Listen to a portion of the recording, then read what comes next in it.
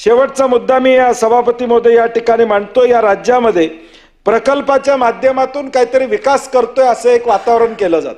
समृद्धीची चर्चा होते, परंतु समृद्धीचा 2 वर्षातला टोल 500 कोटीच्या वर गेलेला नाही।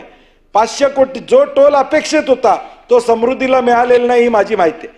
मग अशा पद्धतीचे रस्ते जे वायबल नाही आहेत, 86,000 कोटीचा शक्तीपीठ महामार्ग तुम्हाला कशासाठी पाहिजे?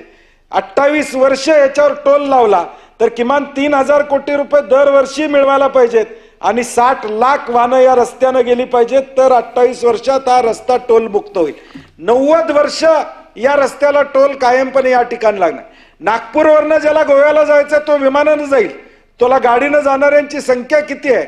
आज देखील समृद्धीवरनं आम्हाला अपेक्षा आहे की आकडेवारी जाहीर करा, समृद्धी तयार झालाय, चांगला प्रकल्प आहे असं आपण गृहीत धरूया, काय हरकत नाही। कनेक्टिव्हिटी झाली पाहिजे याबद्दल दुमत नाही, परंतु आज त्या रोडचा वापर किती लोक करतायत ही आकडेवारी उद्याच्या भविष्यकाळात येणं गरजेचं आहे।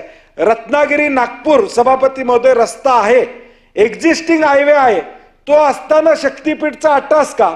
नांदेडमध्ये त्याचा विरोध या ठिकाणी चालू आहे, सगळ्या जिल्ह्यांमध्ये त्याचा विरोध चालू आहे।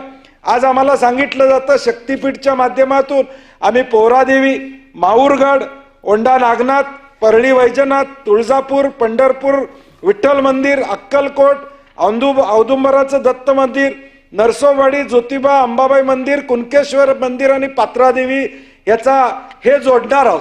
आमची अपेक्षा आहे हे जोडा, ते वेगवेगळ्या रस्त्यानं जोडले गेलेले आहेत, या सगळ्या मंदिरांना 5-5 हजार कोटी रुपये द्या आणि विकास करा।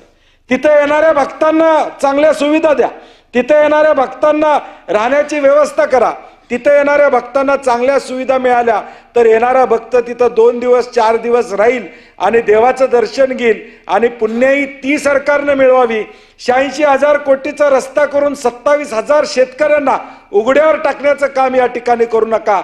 या राज्यातल्या शेतकऱ्यांच्या जमिनी ऑलरेडी रत्नागिरी नागपूर हायवेवर गेलेल्या आहेत, सोलापुरातल्या लोकांच्या गेल्या, परभणीमध्ये याला विरोध आहे, नांदेडमध्ये याला विरोध या ठिकाणी, सांगलीमध्ये या ठिकाणी विरोध आहे, कोल्हापूरमध्ये हा रस्ता रद्द करणार या पद्धतीची भूमिका निवडणुकीच्या आधी घेतली। निवडणुकीच्या आधी वटहुकूम काढला आणि हा रस्ता रद्द झाला म्हणून सांगितलं। आता निवडणूक झाल्यावर मात्र सत्तेतले आमदारच त्याच्यासाठी बैठक घेतात आणि हा रस्ता आम्ही करणार म्हणतात। मग ही जनतेची फसवणूक नाही का? ही जनतेची फसवणूक नाही का सभापती महोदय की निवडणुकीच्या आधी तुम्ही एक बोलता, वटहुकूम काढता, 2 मंत्री या कोल्हापूर जिल्ह्यातले सांगतात शक्तीपीठ होऊ देणार नाही, 2 आमदार सांगतात की आम्ही या ठिकाणी होणार आहे, दुसरे 2 महायुतीतले आमदार लेखी देतात की हा शक्तीपीठ मार्ग आम्हाला नको आहे, तरी तो राज्यपालांच्या अभिभाषणात येतो। याच्यासारखं दुर्दैव कुठलं या ठिकाणी नाही। आणि म्हणून आमची विनंती आहे सभापती महोदय तुमच्या माध्यमातून, हा शक्तीपीठ मार्ग गरजेचा नाही।